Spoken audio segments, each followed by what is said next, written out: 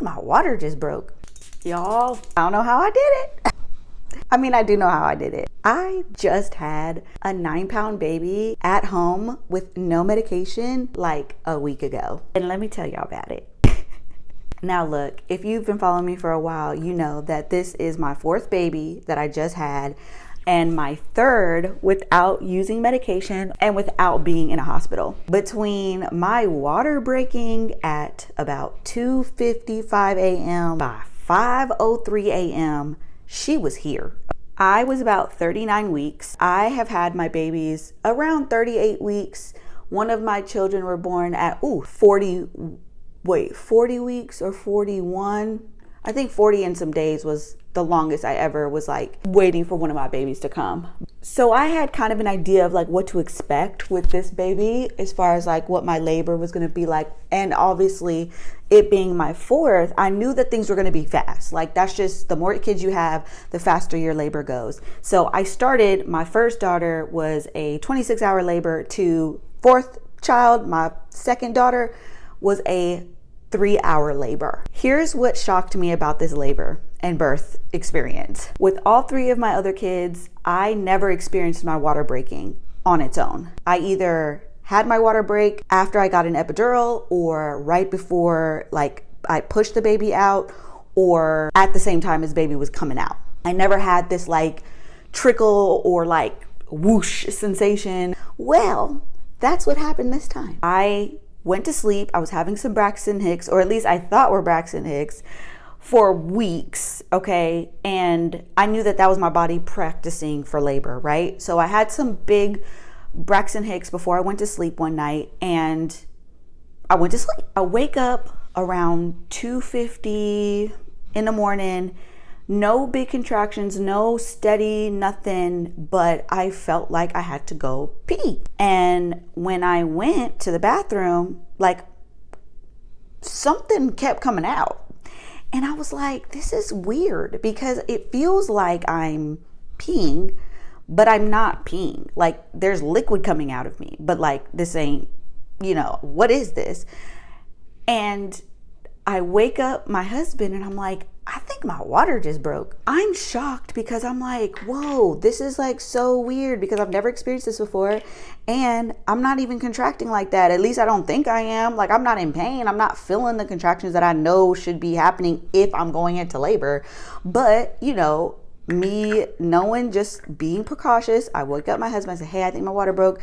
Call the midwife. Within a matter of like about 30 minutes, the contractions start, okay? And they kind of like went from, contraction here and there to full on like, okay, we low key in active labor at this point. We went from 0 to 10 in like probably an hour, if that. Like it was crazy because, in my past pregnancies, and the rule of thumb is like to count and keep track of your contractions so that you kind of know like where you are in your laboring process. And my labor completely broke the rules this time. There was no steady 5-1-1 or whatever like formula you're supposed to do. Like every 5 minutes for 1 minute, you're supposed to count the contractions, and at that point that's when you're like supposed to go to the hospital, or you're like about to be in labor or in labor.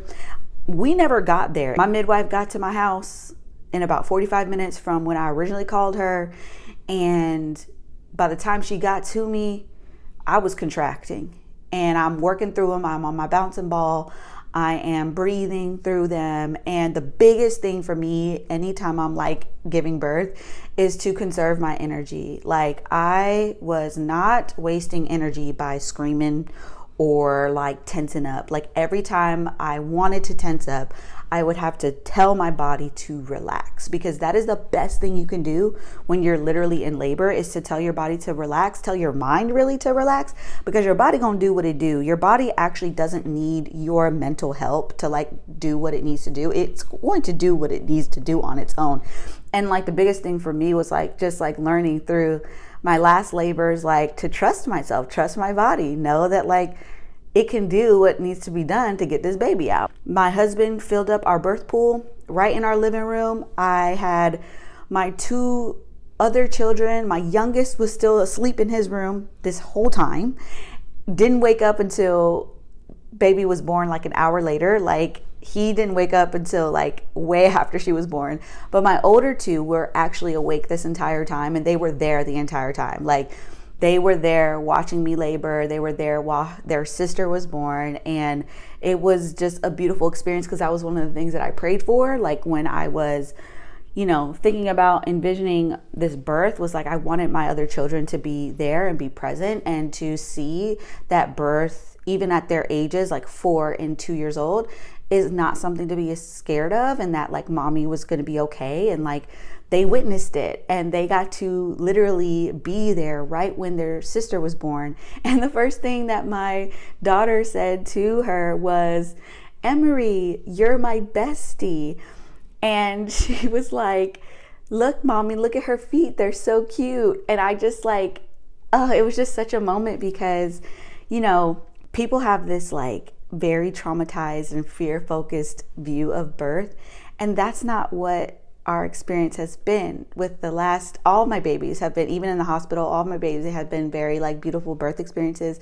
But I prefer to birth at home, because the comfort and safety of my home is so precious to me, and super, super important when you are thinking about the environment you want to give birth in. And so I pushed that baby out so fast. And that's the biggest thing. Like, sometimes we don't realize how sensitive we are when we're giving birth. That like, a lot of times, if we're afraid in any way, if we're subconsciously worried about what's going on around us, like, our bodies will halt a labor, like it will stop. But when you are in a place where you feel completely safe and you feel completely supported by those who are in the room, your body will just let that baby come out so smoothly.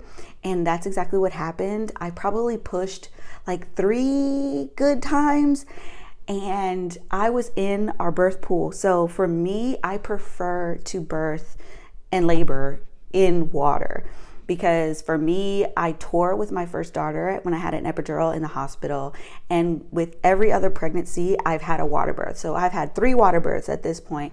And with each one, I've had no tearing whatsoever. And I think a huge part of that has been being in water and having that like extra bit of like lubrication and just like give, and in being in water. And then my midwife actually supported me birthing her a little bit more than I actually have had in the past. Like, with my boys in the water, like, they both like kind of like, once I got their head out, their bodies just kind of like came out easily.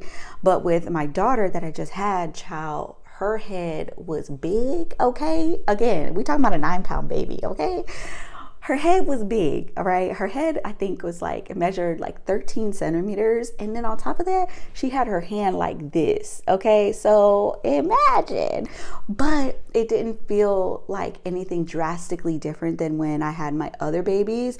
It just was like, I knew to prepare myself for that moment, that ring of fire, when like the head is going to be the hardest part. But really, truly, once you get the head out, like, the body will come. And with her shoulder diameter, like her shoulders were measuring like, 14.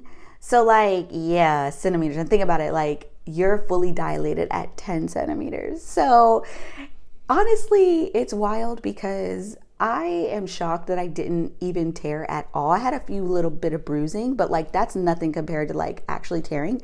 And so I was so grateful that I did not tear with her. But also, like, I felt that as fast as she came, like, again, this happened in like a 3-hour experience. This was just 3 hours, like literally from 2:55 to 5:03. That was it. It was done. She was out.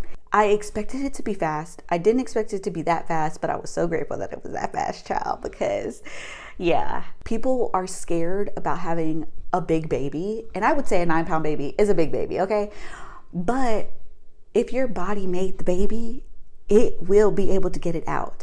And I know there are different conditions and medical reasons to have assistance in that, but I'm grateful that with my experience, I was able to birth my baby, my big old baby, by myself without any interventions, and not even tear, not even have any sort of like, issues with recovery or anything. Like, I feel great. Now, granted, fourth baby, which means that like the cramping after was intense, okay? And, I definitely felt like I ran a marathon after, and I needed some time to recover. But anytime you have a baby, you need time to recover. And I'm still recovering today. I'm not even 2 weeks postpartum yet, but I'm feeling great, and I'm mentally in a good place, spiritually, physically in a good place. And I am so grateful for that. That's the birth story. If I can do it, anybody can do it. Because why? Because did I do any sort of special exercises or special breathing techniques or special this or that before having this baby? I did not. But in my past pregnancies, I have. I've done chiropractor work in one of my pregnancies for almost 18, 20 weeks. That completely got my body right, because I used to have a lot of pain in my hips and my back when I was pregnant until I did that work. And literally every pregnancy, I've had 2 pregnancies since, and I never had that pain again, which is how I know that the chiropractor work really, really helped. And so I highly recommend that if you're prepping for birth naturally. Also, if you are wanting to know how to what best techniques work for you when you're wanting to go natural, I found that taking classes with a doula really, really helped. So my husband and I took a lot of birthing classes with my first pregnancy, and we learned about the ice cube trick of kind of how to mentally prepare yourself for the contractions, holding the piece of ice and kind of holding it for the duration of what a contraction really would be like, to just train up your mind to getting used to what that discomfort might look like and feel like for you. Because it's so much about mind over matter when it comes to birthing without having any sort of intervention. And at the same time, educating yourself about when to seek help, when to use alternative measures to get you through your birth experience or your pregnancy experience, because sometimes you do need assistance. Sometimes you do need to be in a hospital setting for different conditions that you may have, or different concerns that your birth care team may have of you or for your baby. But just being mindful of all those things, because just because you want a natural birth and you want to have this specific experience, there may be a different plan for you, and that's okay. But I think the biggest thing for me, and I've screamed this so much on my platform for all these years of me having babies publicly and sharing, I have a birth of my first WaterBirth is actually on YouTube now, has millions of views. But if you are looking to see what a natural water birth could look like, definitely check out my YouTube channel, The Birth of Micah Lee Godbolt, my first son. It really shows the beauty of what natural birth, water birth can look like. And that's what really got me hooked, was that birth. And so definitely check that out if you're interested in birthing outside of a hospital at all. And we got to educate ourselves on what's possible and what's available to us. And I highly recommend that before you get pregnant. You can do that during your pregnancy and even after, to support other people around you who may be birthing soon or having kids soon.